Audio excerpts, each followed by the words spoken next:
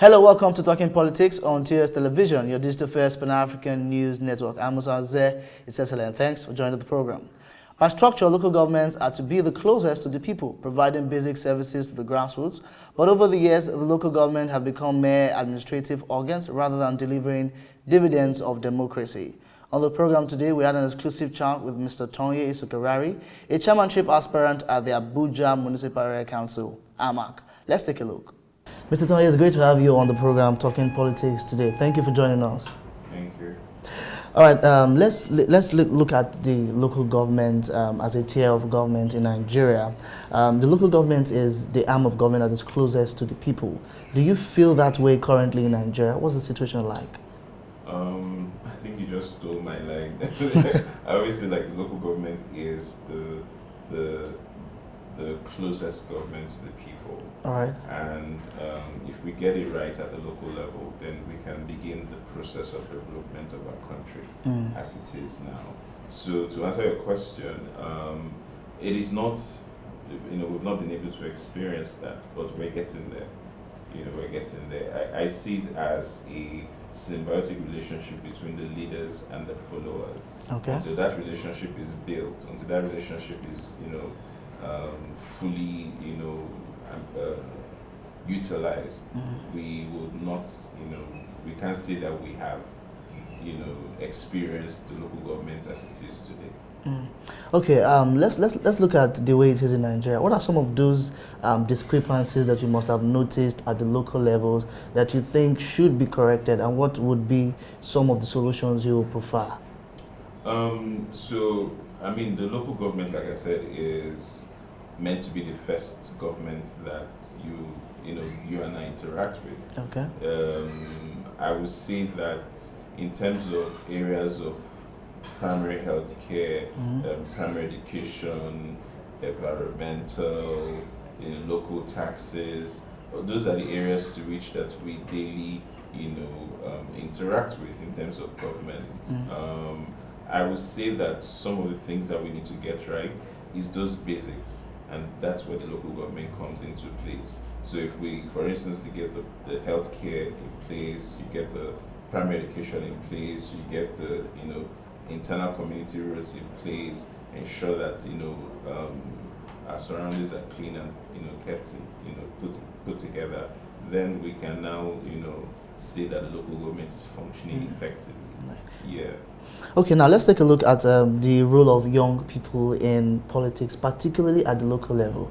Every young person today in politics will want to start from the very top, from the apex of politics, but it's been said that young people can start from the grassroots. What are some of the ways you think young people can begin to make impact at the local government level? For those who have been following me for a while will know that I've said that we need to start at the ground. We need to build our country from the ground up. Okay.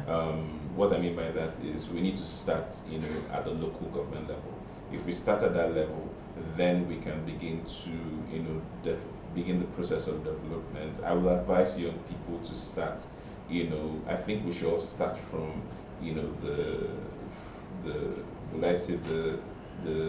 the third tier, which is the local government. Starting from local government. The various offices of the local government, for instance, the councillor, the chairman, the House of Assembly, then we can, cascade up, but for now, I think we should start. That's where Nigerians need, we need fixing. If we get it right at that level, then we can cascade the development upward.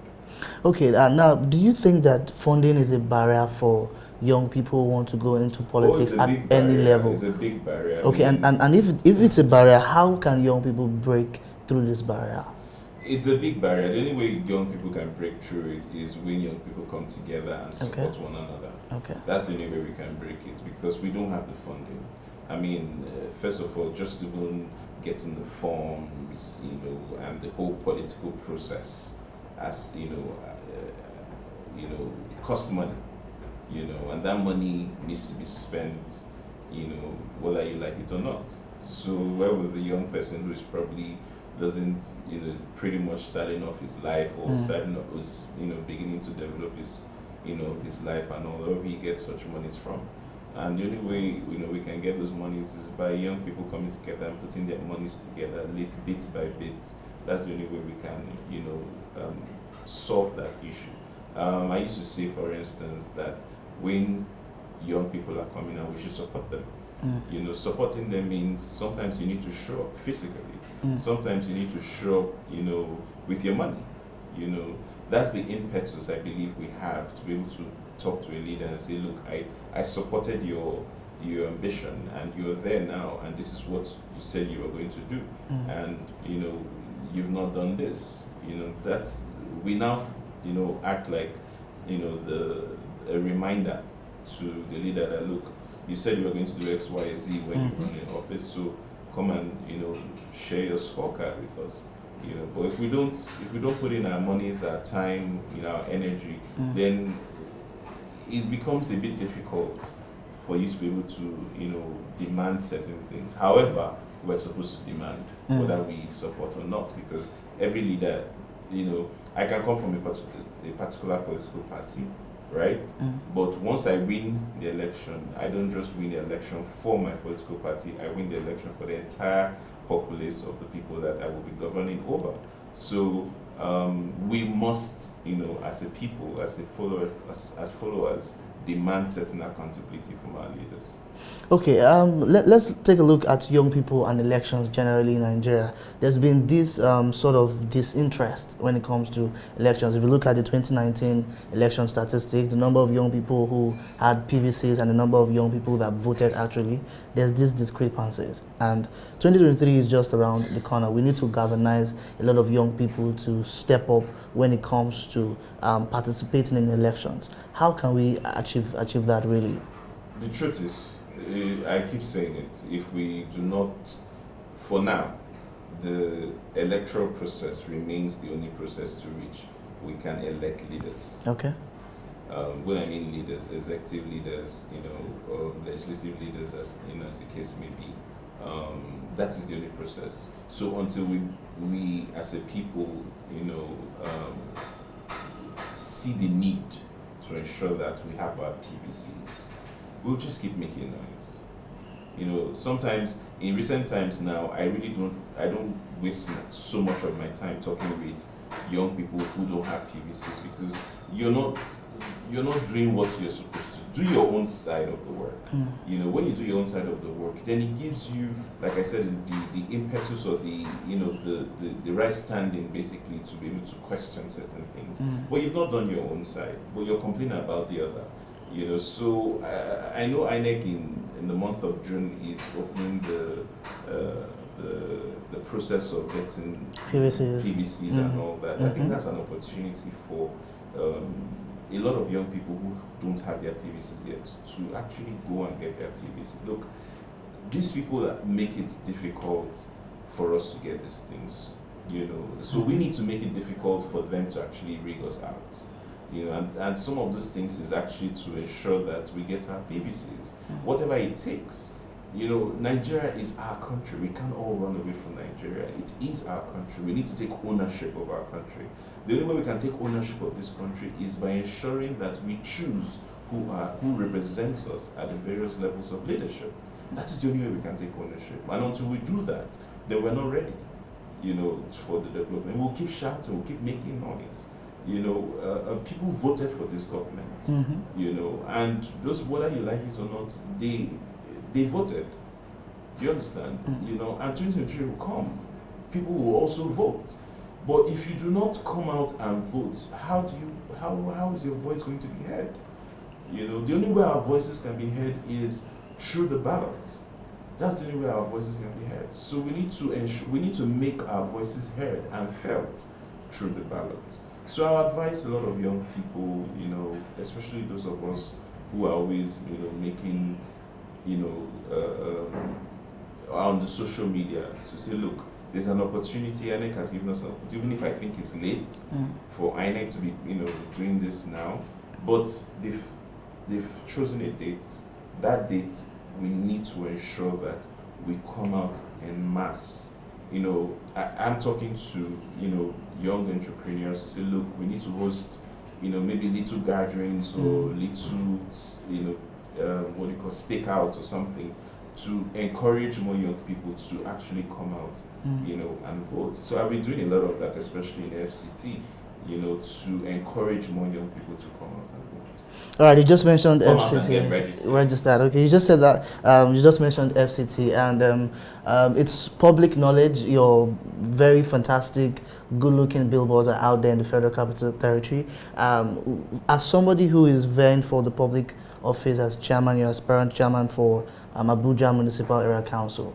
Can you take us through some of the agenda, what your agenda looks like for the people, and also for young people, because particularly as a young person who talk politics, I would want to know what your agenda is also for young people vis-a-vis the entire Abuja Municipal residents.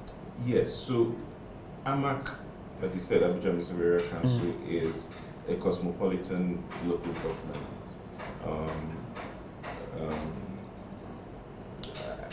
For me, I've been here for a very long time, over 2 decades now. Okay. And this is where I am, this is where I live, this is where my family is.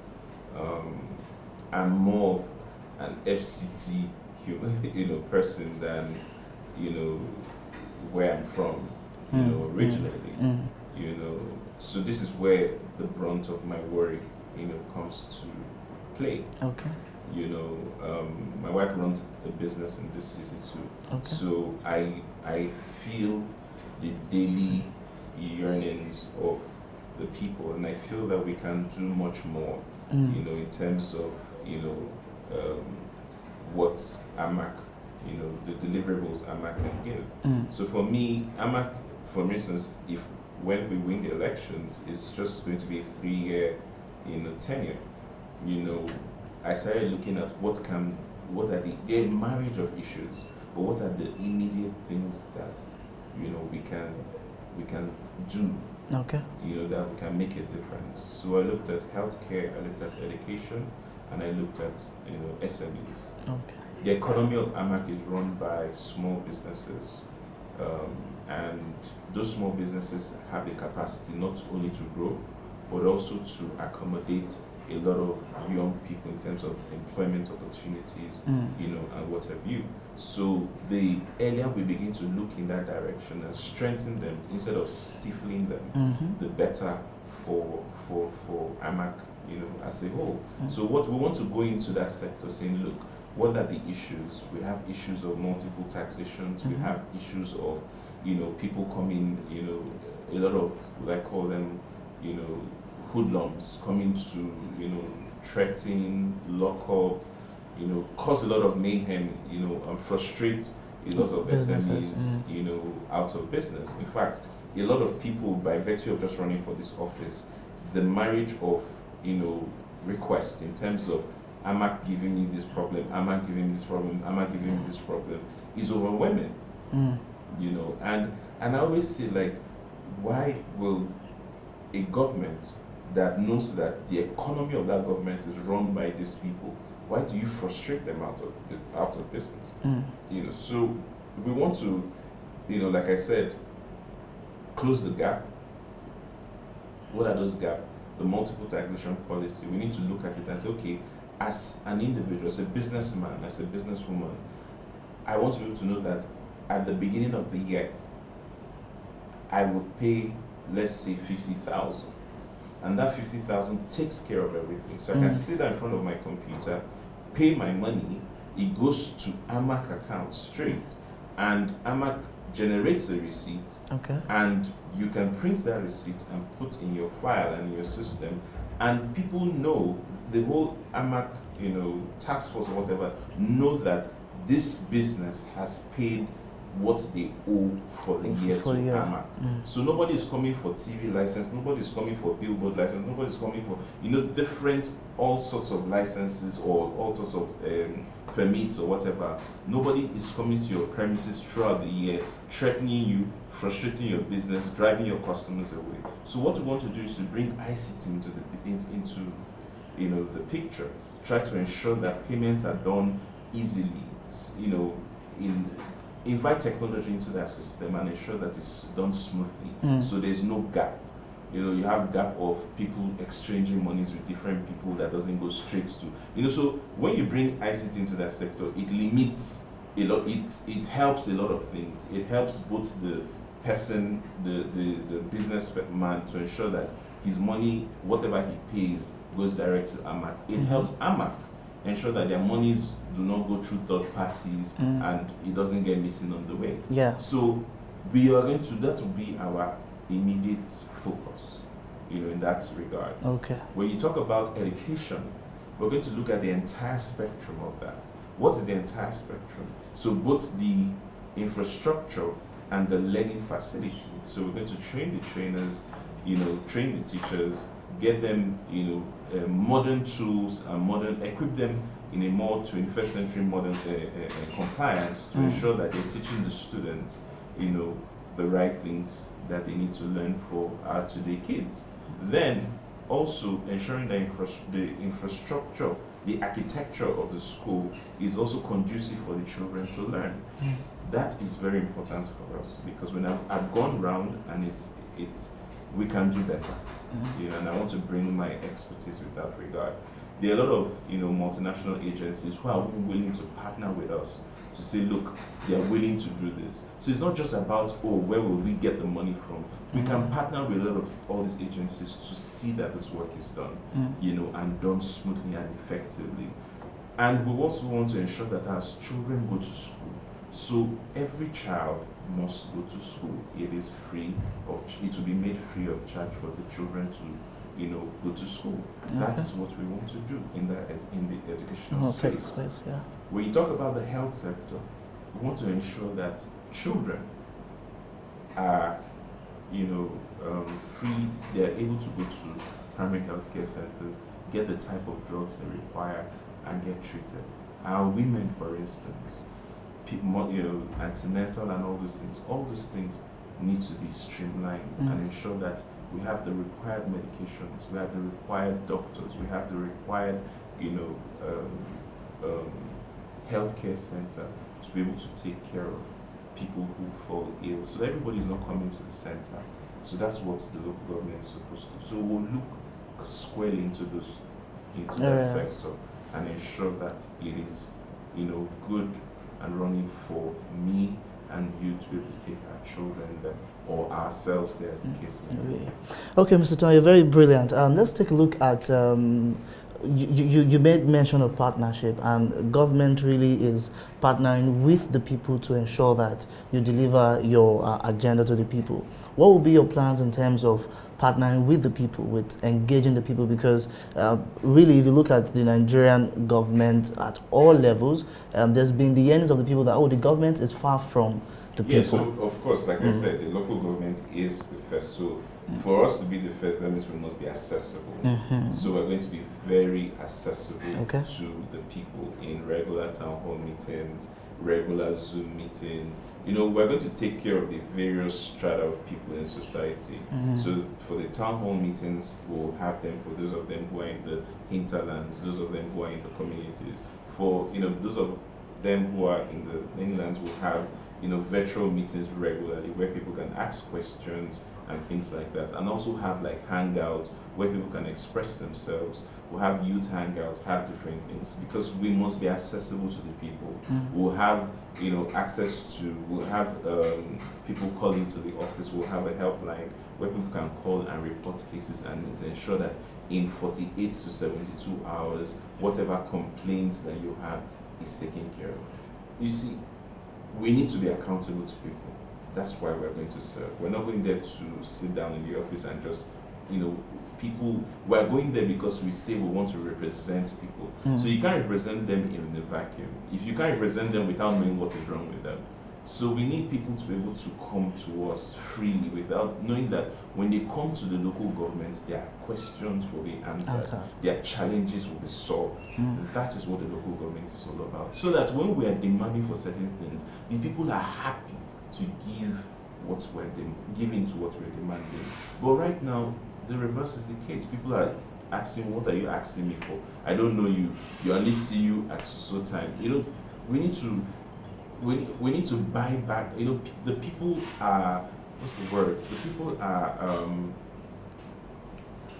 they don't trust the government at all levels. So we need to buy back that trust. And the only way we can buy back that trust is by doing. It's not by saying it, but by doing it. By people seeing that this is what we're doing and this is how we're doing it. You know, sometimes we might even say we want to do X, Y, Z, and we find out that we're not able to do it.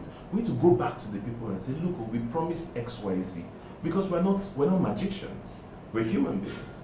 Based on our, the present information in front of us, we can make certain proclamations and decisions. But we can go to the field and find out that it is not the way it is. We need to go back to the people and say, look, these issues that we say we're going to do, this is the situation. We feel that we can't do this, but we will do something else. It's supposed to be a conversation and a relationship that is symbiotic between both the leader and the followers. Okay, finally, Mr. Tonye, we have a series of elections before the 2023 elections. There are some LGA elections across the country. There's Anambra and a few other elections. Money politics is a major challenge in Nigeria. What would be your advice to citizens, stakeholders, everyone, as we begin to go through these elections? I don't know how the followers will be able to see, because when we talk about money, right, there's somebody giving and there's somebody receiving. So you cannot exempt one from the other. If people come to buy your votes, I keep, when I, go around and I keep speaking to people, I say, look, if you collect money from people who want to lead you, first of all, those people may have sold certain things. They would have borrowed those money from different places. They would have done a lot of things to have money to give to you that you are demanding. When they get into office, they will need to pay back those monies.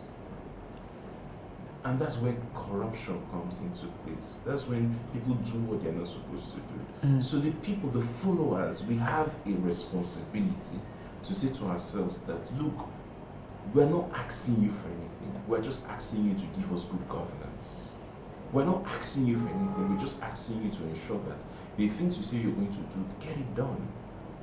Because, Nigerians are not lazy people. Nigerians are people who have the required strength, energy to get things done, to put food on their table.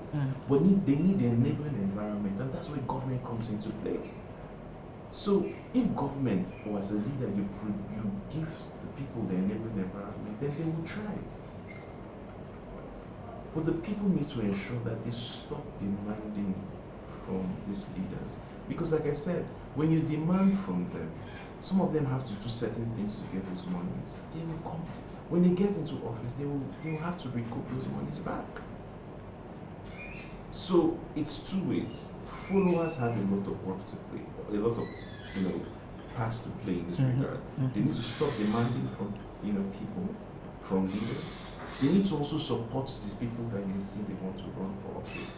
People who they think that have a strength of character, have empathy. Because as a leader, I will say, if leaders don't have empathy, they don't have character, they are not there to serve, then they shouldn't be there in the first place. So when we find people like that, encourage them, give to them.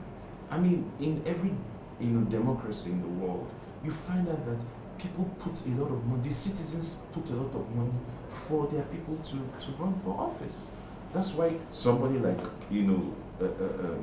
Joe Biden will be talking to his people almost on a daily basis, giving feedback to them, because these people supported him. Some of them give $5, $10. So you have 5,000. Send it to whoever you think you feel can deliver. It will help him do something. It will help him buy fuel for his vehicles. It could be 10,000. It could be any amount of money you can afford. But ensure that your money is part of the person's, victory or electoral process. That way, like I said, you have the temerity to ask questions and demand for answers. But if we don't do it, we'll keep this circle. We'll keep this circle. And for me, as someone who's running for office, sometimes I get worried. I'm like, when do we have the money to do certain things? Publicity, you talked about, seeing our billboards all over the place. It costs money. you know, and I thank all our supporters, maybe using this as a medium to thank them for, you know, doing a lot of things for us. Some of those things I don't even know. Somebody just says, you know, my team will just tell me somebody has given us something for, you know, XYZ. Somebody has given us their billboard. Somebody has given us, you know, monies to do something. Somebody has offered a vehicle to us. I thank them because I see it as they believing in me, you know, enough for them to do all these things. So we need to do more. We need to do more. You know, as followers, we need to do more. I am one person who has always been that person that I must support, no matter how little. And I don't care if you appreciate it or not. That is my civic responsibility as I see it. And when I do it, I feel fulfilled. That is the reason why I can speak without fear or favor. You know, so I would say that we need to do more. You know, as followers, we need to do more. I know it's difficult. I know times are really, really tough, but we need to do more. That's the truth. Because Nigeria is our country, and if we don't change it, nobody's going to come and change it for us. That's the truth. Thank you so much, Mr. Tonye. It's been a great pleasure hearing you share very practical thoughts to these questions on Talking Politics. I look forward to engaging you more on several subjects. Thank you so much. Thank you very much for having me. All right, thank you. Welcome back. You're still watching Talking Politics on your digital first Pan-African News Network TOS Television. That was an exclusive chat with Mr. Tonye Isokariari. Now, the Chief of Staff, Professor Ibrahim Gambari, confirmed during the week that there was a foolish attempt to burgle his residence, but it turned out to be unsuccessful. Professor Gambari, whose house is on the street next to the villa, has assured that there is nothing to worry about from the incident. Garba Shehu, a presidential spokesperson, confirmed the unfortunate incident that armed men suspected to be robbers invaded the residence of two senior aides to President Muhammadu Buhari inside the precinct of the presidential villa. Engineer Adepoju Aderemi, a political analyst, shares with us on the insecurity situation as well as some issues around the state of the nation. Let's take a look. It is a very serious security breach, and it calls for serious attention. That means the government needs to do more. That means the government needs to be on its toes. That means the government needs to take the cry and yearnings of Nigerians very serious. This has been happening for quite some time to ordinary Nigerians on the street in all parts of the country. But I think, sort of, it wasn't taken serious. But with this, it's becoming a reality, which we must not allow to be foisted on the nation. Secondly, it is a great insult for that kind of a thing to happen. It's more or less like attacking the seat of government. It's like attacking the government itself. Then what are the so-called responsibility of all the security apparatus we have guarding the seat of government, allowing that? Well, I'm not assuming or whatever, but I think a thorough investigation needs to be conducted, because to me, I believe having a situation like that at the seat of government is a slap on the part of the country, and is sending a wrong signal to the outside world, because they will believe, or they will say, if the seat of government can be robbed or attacked like that, how much more the average citizen on the road? It will even prevent or try to shy away investors. It will scare foreign investors away from Nigeria. So it's not something that can just be wished away like that. The government really needs to take it serious and do a serious investigation. Whether it is an attempt, whether it really took place, is immaterial. For it to have happened is a very serious slap on the nation's security. And that's it on Talking Politics. Thanks for being a part of the program. Visit our website, www.TOS for more political stories, and keep up with us on social media at TOS TV Network across all social platforms. I'm Musa Zeh.